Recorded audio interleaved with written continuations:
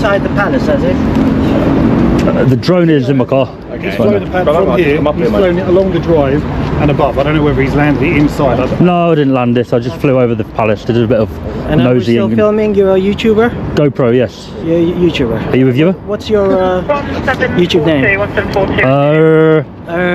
You're a copper, so I am, yeah. I could just going to give you information Is without this a reason. recording, is it? Not the video, no. No? It will. Does it need to be, or? No, it doesn't. So, well, what Basically, did it do with you then? I've flown over there. I've had a lot of hassle off the not these guys, but the other team. You've been told not to fly it here? I've been told not allowed. Yeah. And I told them I'm allowed. No, you're not. So I did it. No, you're not. Over this because of the helicopters. Buckle up, guys. Today we are going to witness a situation that starts calmly, but carries all the signs of turning explosive. An auditor arrives at a historic location, fully transparent about flying his drone, even informing staff beforehand. Yet despite that openness, authorities are called. Right from the intro, you can sense tension brewing, especially with the mention of an officer known for a confrontational attitude. This sets the stage for a clash between knowledge and authority. It's not a no-fly zone here. Yeah, yes it is. Yes. Can you show me? You got to look it up. It is on there. Go ahead and look it up. I did all my due diligence before I got here. Palaces, royals, and if the staff says no, it's not about the staff saying no. It's about the law, my friend. Come on. It is. It is. If they're saying. So there's the no-fly zones like airport there. But we're there. It's nothing. But it's if you looked it up, Hampton Court Palace, no-fly zone. All right. So this is what we're gonna do. I've checked. Okay. Okay, well you can say that if you've checked or not. There's no-fly zone here, my but friend. we're saying that it's not, and you know we've looked it up. All right, guys, this is where things immediately take a sharp turn. Instead of approaching professionally, the officer chooses mockery, repeating the auditor's words in a dismissive tone. This isn't just poor communication, it's a deliberate attempt to belittle. Rather than understanding the situation, the officer creates friction from the very first exchange, signaling that this interaction won't be about facts, but about control and attitude. Look, it's a busy Friday night, all right? Busy Friday night.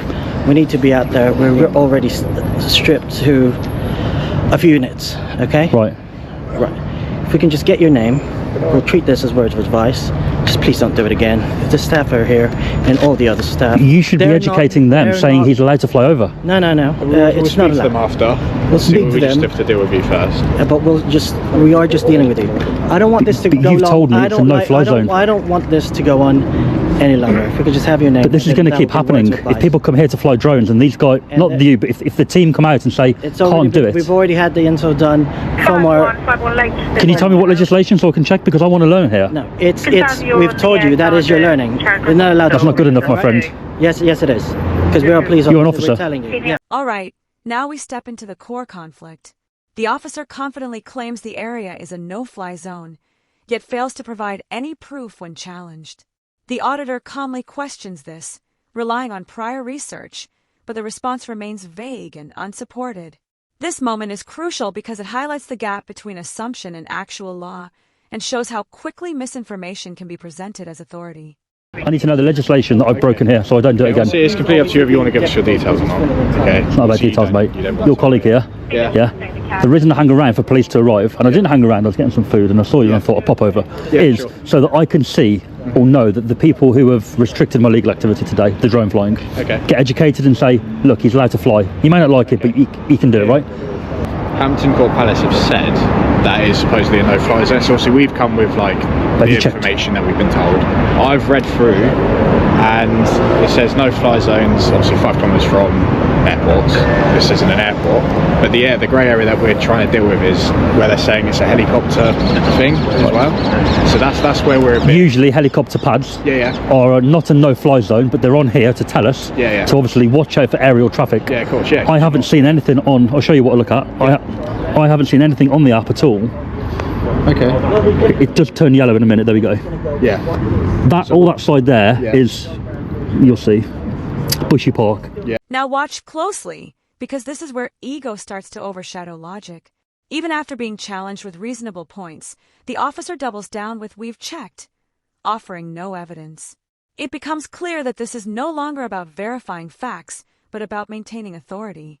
This kind of response not only escalates tension, but also undermines trust, turning a simple interaction into a battle of pride. area of scientific interest, SSI. Right, okay. But I'm not in that. We're at the Palace, which is actually right bang in the middle. Yeah, I see what you're saying, 100%. There's nothing on there to say I can't fly, which is why I did it. I think what they are just worried about is if there is suddenly a helicopter that needs to come, which, I mean, I know it seems like a bit far-fetched. Right. Okay, but just in case. They didn't mention that when we had a talk. No, of course, no, I understand. They just mentioned everything else. Yeah. A wedding going on, other concerns. So yeah, there is something about the privacy side of things as well, because if there's a wedding as well, maybe they don't want it. I said to them, I'm going to stay very high to the people with the tiny dots. I've got no issue with what you've said to me, but your colleague saying it's a no-fly zone, it's not good. Yeah, because now they're going to be under the impression that they can restrict people flying. Yeah, that's it. I'll speak to them after, obviously. I'll speak to them. I'll say what you've said to them. Oh, she's back out. Hello. Have you got it in? Sorry, do you mind just going over there, please? I can do, yeah. I'm going to go, so I just wanted to make sure. Yeah, well, that's why we're trying to speak to them, and we'll speak to you. If you can just stand by my colleague, please. All right. Sorry to interrupt. I haven't got all night, mate. Can we do it quickly, or? I'm trying to get it done as quickly as possible. If you keep interrupting us, then obviously it's going to take a little bit longer. Give me 2 minutes, and then I'll be. Can I just go?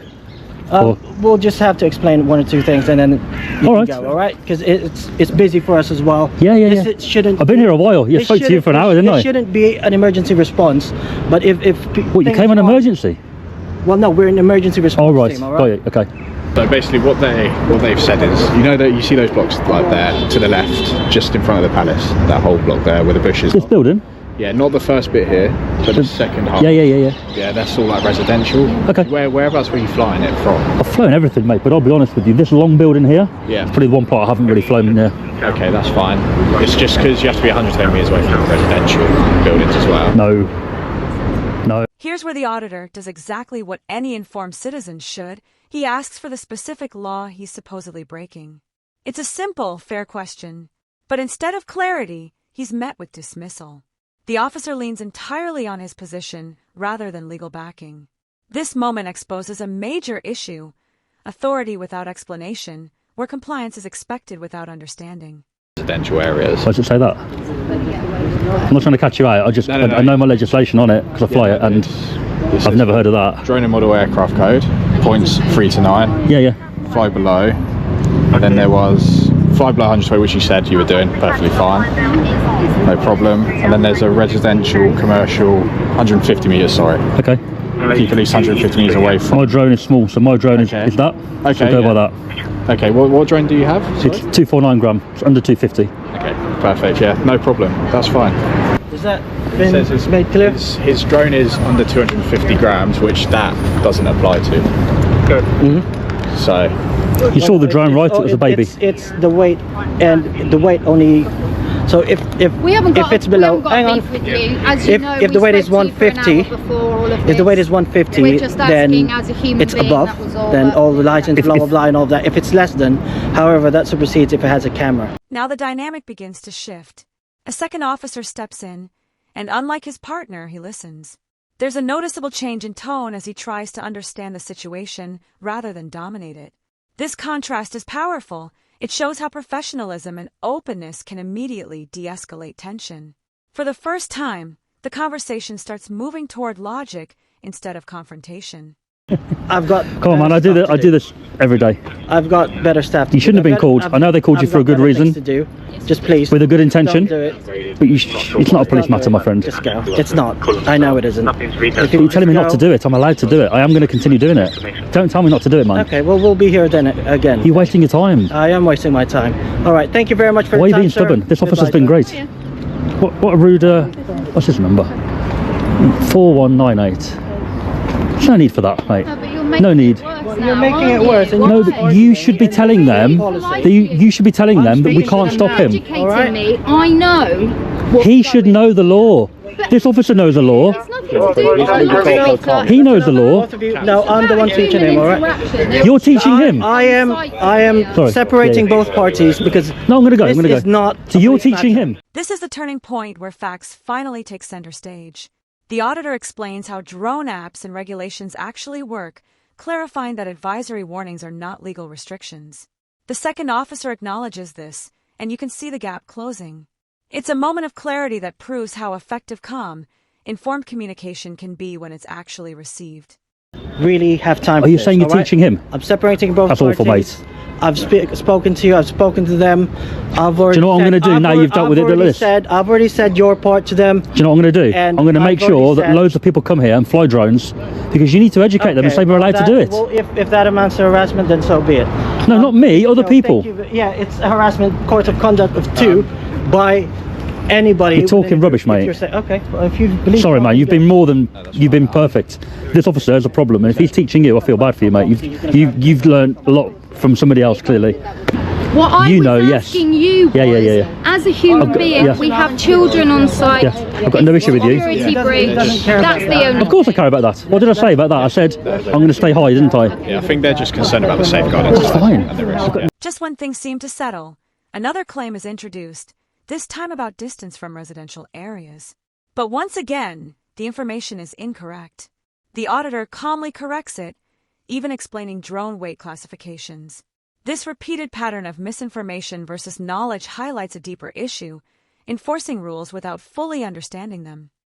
Civil, they've been polite, they've been professional. They had concerns which were, in my opinion, a little bit, their concerns were a little bit unreasonable, what they were telling me, but they're not doing it on purpose. They're just trying to do their job right. They call you guys for advice, you've turned up. I can't blame you for turning up because you don't know the situation until you get here. But to tell me I can't do it and don't do it again is wrong, because I can come here tomorrow, or my friend could, and fly a drone here, and they should really go, oh, just ignore him, you know, you can do it legally, right? This is where tensions peak. The original officer returns with the same dismissive attitude, now making fundamental errors about drone laws. When called out, instead of reflecting, he asserts dominance, claiming he's the one teaching. It's a defining moment that reveals the core problem, an unwillingness to admit mistakes, turning what could be a learning moment into a heated standoff. The guy, sorry it's happened like this, all right? You've been more than polite, no issue at all. It shouldn't have gone this far. No, it shouldn't. I'd gone, I was having some food. I've seen these guys come and thought I'd better pop over, but... Alright, thank you for coming back over.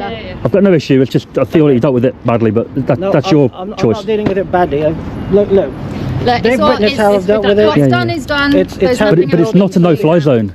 Anyone can fly the drone here. I've made that clear to both sides. Oh, all right. You told me I can't do it. However, like, you know what? There's no. My colleague has explained it, and I've told him. He's been banged on, yeah. And I'm dealing with both parties, and I've got my colleague dealing with you. Busy day, I suppose, as well. Yeah. All right. Yeah. All right. Thank you very much. I'm going to go. Thanks, man. No problem. All right. As everything winds down, the auditor remains composed, making it clear his issue isn't with the staff, but with how the situation was handled. Despite being proven wrong multiple times, the officer refuses accountability, standing firm in his stance. In contrast, the second officer's willingness to listen highlights what good policing should look like. This ending leaves a lasting message about professionalism, accountability, and the impact of ego and authority roles. If you enjoyed this video, make sure to like, subscribe, and support the channel. We'll see you in the next.